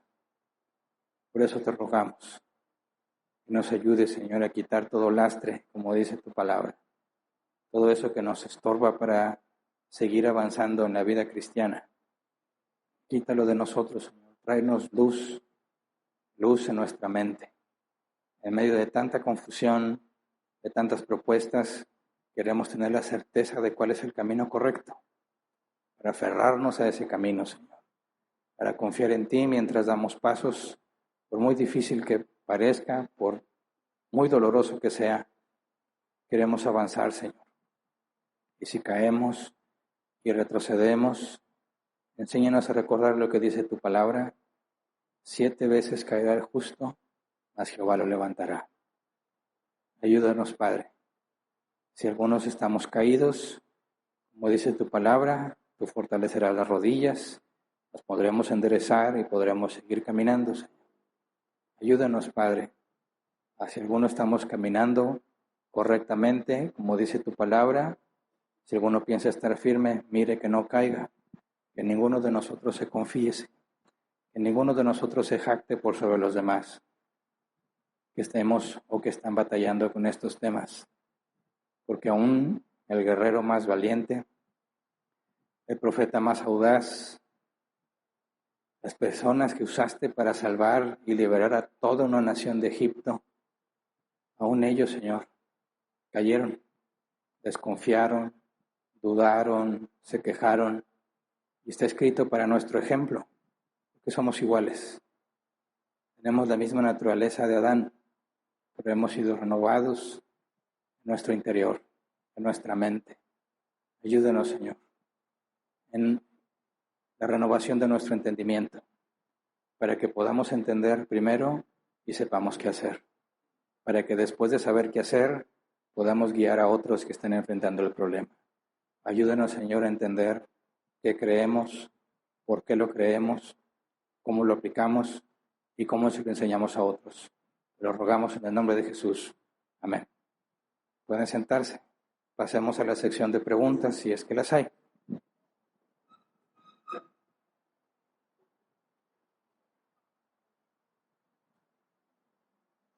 Sí, ya hay preguntas. Bien. 15 minutos como máximo a tratar de responderlas. Si la pregunta no tiene que ver con el tema, la pasamos al final y si hay tiempo trataré de responderla. Empiezo a leer, dice Blanca Solórzano, cuando una persona dice que se quiere morir, pero a la vez dice que no sabe el por qué piensa eso, ¿es problema de salud o depresión en lo espiritual, sea creyente o incrédulo? Mira, si recordamos lo que vimos sobre los deseos, hablamos de los deseos de la carne, ¿verdad? Que es aquello que brota de nosotros, no es voluntario, es algo que aparece en nuestra carne y nosotros tenemos que filtrarlo, ¿verdad? Ahí está la emoción. La emoción procesada por la mente produce un sentimiento y el sentimiento genera deseo. Depende de lo que sientas, es lo que vas a desear. Si te sientes agradecido, no vas a desear más. Si sientes que se te hace injusticia y no se te dio como tú mereces, vas a desear más. Entonces, cuando hablamos de cosas que deseas, tienes que entender esta lógica que genera los deseos, esta secuencia que te lleva a desear algo. Muchas veces nosotros podemos experimentar deseos que pensamos que aparecen de la nada, pero no aparecen de la nada. Lo que pasa es que no tenemos el hábito de meditar, es la palabra bíblica, meditar en lo que estamos haciendo y en la palabra de Dios. Meditar en la palabra de Dios no es leer la Biblia, es masticarla en la mente y entender qué dice y por qué lo dice y qué hago y por qué lo hago y cómo me acerco a lo que dice. ¿Me explico? Ese es el ejercicio. ¿Por qué siento lo que siento? ¿Por qué hago lo que hago? ¿Por qué deseo lo que deseo a la luz de lo que dice la Escritura? De nada te sirve ignorar la Biblia y decir, pues yo deseo esto porque me lo merezco y concluyes mal. Pero si partes de lo que dice la Biblia y tú dices, es que yo deseo morirme y la Biblia dice que la vida es sagrada, Dios ha prohibido quitar una vida injustamente. Y si tú tienes un deseo contrario a la voluntad de Dios, algo está mal en ti. No viene del Espíritu Santo ese deseo, viene de la carne. Y hay que empezar a rastrear. ¿Por qué tengo ganas de morirme? ¿Por qué? ¿Por qué no disfruto la vida? Y ahí tú mismo vas a hacer en este ejercicio de analizar cuál es el deber ser bíblico y cuál es tu deber ser. A mí me han dicho muchas personas, y lo he leído y lo he vivido, siempre estoy deprimido, me siento sin energías, y la respuesta es muy simple, tienes que hacer ejercicio. ¿Y eso qué tiene que ver? Hay mucho en la química de nuestro cuerpo. Te tiene que dar el sol. Estás metido siempre en la oficina, estás metido siempre en tu casa, tienes que salir a ejercitarte y que te dé el sol. No creo, yo tampoco lo creía, hasta que lo haces y dices, sí, hay mucha diferencia. Hay mucha diferencia en cómo procesas la realidad cuando tienes esas vitaminas, esas calorías quemadas y empiezas a ejercitarte y empiezas a ver mucho cambio en tu manera de pensar.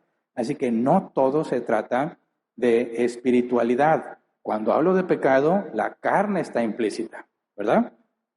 La carne. Entonces, no quiero tener actividad física, no quiero ejercitarme y me siento triste y me siento vacío y me siento deprimido. Es muy sencillo. No estás cumpliendo con la mayordomía que te toca, con el cuerpo que Dios te dio, y no estás tampoco escudriñando la Escritura para entender ese problema. Pero eso es parte de lo que veremos la próxima semana, porque es necesario identificar de dónde viene la situación para que yo pueda hacer algo al respecto. Porque si yo no soy una víctima y es mi responsabilidad, tengo que entender por qué hago lo que hago. porque si no, no puedo hacer nada al respecto. Por eso es necesario, como Dios le mandó a Josué, meditar en su palabra de día y de noche. Entender qué estoy haciendo y qué debería estar haciendo para poder ver dónde está el problema. Siguiente, dice, buenas tardes, pastor. Comprendo el punto de la psicología en el factor de salud mental, depresión versus cristianismo, pero ¿qué de la psicología en sus vertientes empresarial, recursos humanos, incluso en el área jurídica, cuando se analizan las pruebas testimoniales? Mira, la psicología no es algo malo en sí mismo, pero la psicología fracasa a la hora de tratar de solucionar el pecado, porque no entiende el pecado y en su cosmovisión materialista no existe el pecado, todo es subjetivo. Entonces, la psicología nos sirve para detectar patrones, para entender por qué. Yo puse el ejemplo en mí, ¿por qué siempre me tengo que acabar lo que está en el plato?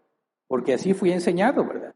Mi mente trabaja con esos patrones, ahora lo entiendo. ¿Qué tengo que hacer? Sigo luchar con mi carne, porque mi mente sigue siendo parte de mi carne, ¿verdad? Entonces, cuando vienen esas ideas ya bien establecidas, preconfiguradas, yo tengo que tener la libertad en mi mente de decir, esto no es lo correcto, yo decido hacer esta otra cosa. Entonces, entender por medio de la psicología que hay patrones, que hay causa-efecto, es muy útil. Con la psicología, resolver temas de pecado, completamente inútil. ¿Me explico? La psicología puede ser útil en muchas cosas. Ha sido útil para la policía, entender qué pasa en la mente del maniático, del asesino serial, etcétera, etcétera. Es muy útil para describir, pero no puede solucionar el problema del pecado. ¿Me explico? Siguiente, dice James Dobson es un psicólogo cristiano y consejero bíblico estadounidense, escritor. También entonces está mal en parte donde es psicólogo cristiano. Mira, es muy general. No puedo acusar a una persona de estar mal. Tiene que ver qué afirmación hace él para poder juzgar a la luz de la Escritura y determinar si está bien o si está mal. Como dijera, Hernán está mal. ¿Opinas que está bien o está mal? Espérate, ¿qué? ¿Qué dijo Hernán específicamente para poder juzgar a la luz de la palabra y saber si está bien o si está mal? Pero si tú me hablas de psicología, con las corrientes que hay, materialista, es imposible que solucione los problemas que solo soluciona la Biblia. ¿Me explico? Puede describir, sí puede describir muchas cosas con asombrosa exactitud, pero no lo puede solucionar. ¿Me explico? Si alguien dice, yo soy un psicólogo cristiano, ok, ¿cuál es la afirmación? ¿A qué se refiere con psicología cristiana? ¿Cómo aconsejas? Con la Biblia. ¿Dónde está la parte de la psicología entonces? ¿Dónde? No, pues es que esta estadística. Ah, ok. Herramientas de la psicología pueden ser útiles, pero yo no he encontrado la definición de psicología cristiana. Porque si es cristiano, no necesito la psicología. ¿Se entiende? Si hablamos de Biblia, ¿por qué la mezclo con la psicología? Hasta que alguien me explique exactamente una definición de psicología cristiana que no entre en conflicto con la Biblia, voy a decir, es útil. Hasta ahora lo que he encontrado es tratar de hacer una mezcla entre una postura materialista y la postura teísta y no son compatibles. ¿Me explico? Es como decir matemática sentimental. ¿Cómo? Sí, o sea, 2 más 2 no siempre es igual a 4 porque depende de cómo te sientas. Hoy me siento como un 5. 2 más 2 es 5 porque no es matemática pura, es matemática sentimental. Dices, eso es absurdo. ¿Me explico? Así de incompatible es la psicología materialista y el cristianismo. Y cuando me dicen que los juntaron, digo, no encuentro cómo puedes juntar. Para mí es el mismo problema que matemática sentimental o matemática emocional. Son cosas no compatibles. Si alguien encuentra una definición y me la manda, le agradecería mucho para tratar de entender esa postura. Mientras tanto, como Martín Lutero, a menos que me convenzcas por la palabra, yo sigo en mi postura. Siguiente. Un médico que te da como única alternativa a la ciencia médica para un problema de salud sin tomar en cuenta a Dios, ¿es lo mismo que la psicología? ¿No deberíamos acudir al médico tampoco bajo esta lógica de no tomar en cuenta a Dios? No, mira, la psicología no es medicina, ¿verdad? El estudio de la psique o del alma o de esa entidad no tiene que ver con la medicina. Hasta donde sé, la psiquiatría sí requiere de la medicina. Ahora, la posición bíblica cuanto a la medicina es que es un medio que Dios ha dado a los hombres para aliviar el dolor, para aliviar el sufrimiento, para tener una mejor calidad de vida. Y si tú puedes ver de los principales descubrimientos en la medicina, muchos eran cristianos. Y la descubrieron accidentalmente, ¿verdad? Entre comillas, accidentalmente. De manera que es fácil ver que Dios ha concedido a los hombres muchas cosas que ahora se entiende y se puede controlar para poder aliviar el dolor y sufrimiento. Así que un cristiano que acude a la medicina no tiene ningún conflicto bíblico. Pero un cristiano que acude con alguien que le quiere resolver el pecado sin hablar de Dios y sin hablar de pecado, eso no va a funcionar. ¿Cómo se resuelve el pecado? ¿Con la Biblia? ¿Cómo? Regeneración. Regeneración. ¿Para qué? Ser perdonado de mis pecados. Y una vez que he sido regenerado, ¿cómo se resuelve mi pecado? Arrepentimiento, contrición, confesión. Ok, ¿la psicología te va a llevar a eso? No, porque para la psicología no hay Dios. Ese es el punto medular donde no nos sirve para resolver el problema fundamental del hombre, que es su pecado. ¿Me explico?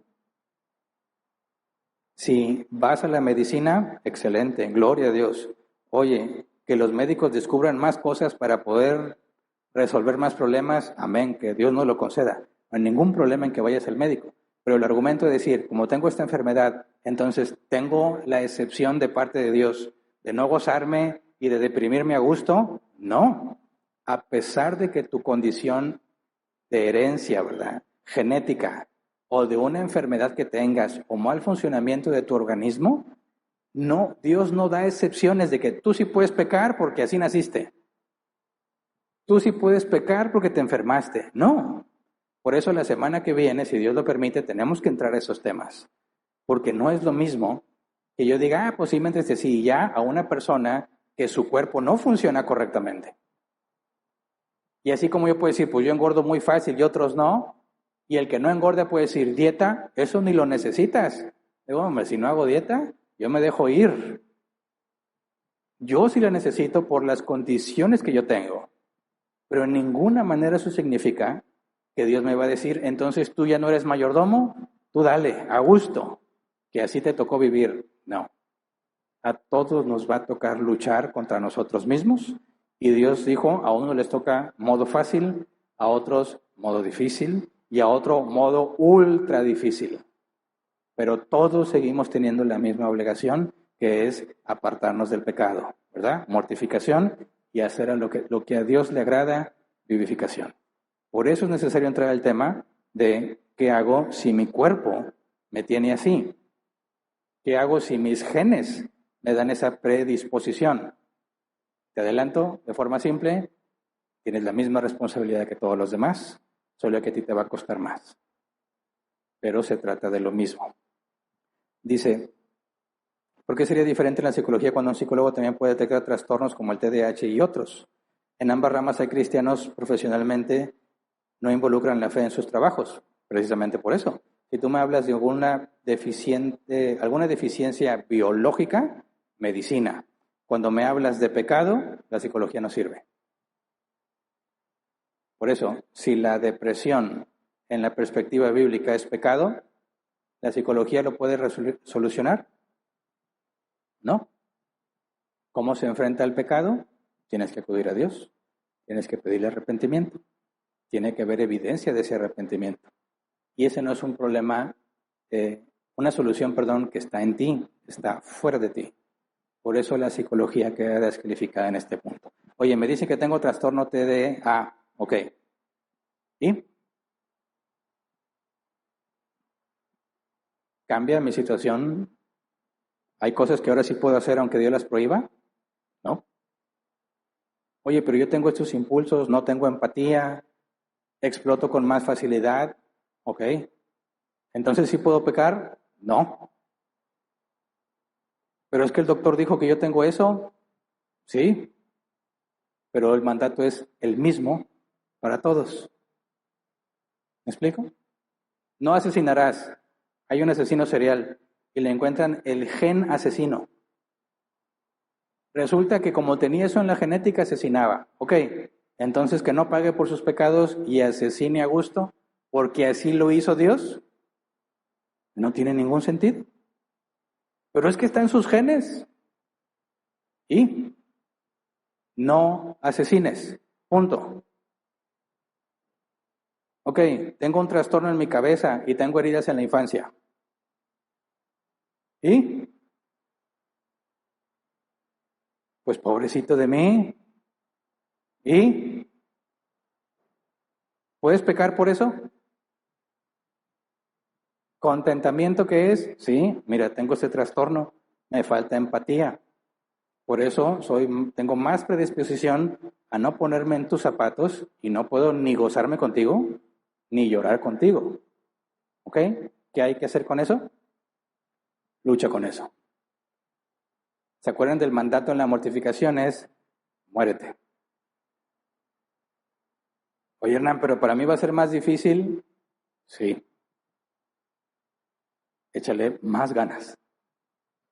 Así que, ¿qué diferencia hizo mi diagnóstico? Ok, me puede dar información de lo que tengo, pero no resuelve mi pecado.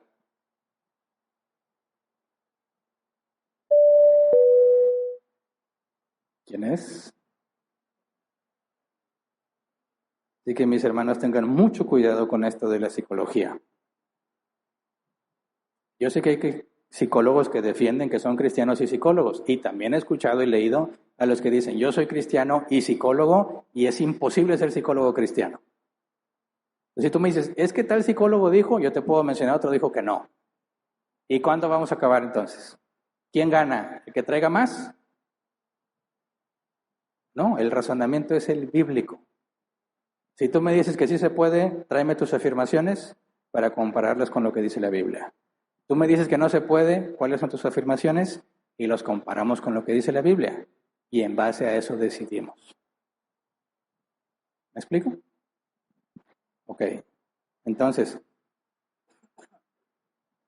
lamento ser el aguafiestas, mis hermanos, pero aunque traigas el gen loco, aunque traigas el gen suicida, el mandato es el mismo. ¿Por qué a mi genética le afectan tanto las tortillas de harina? No lo sé. Es un misterio.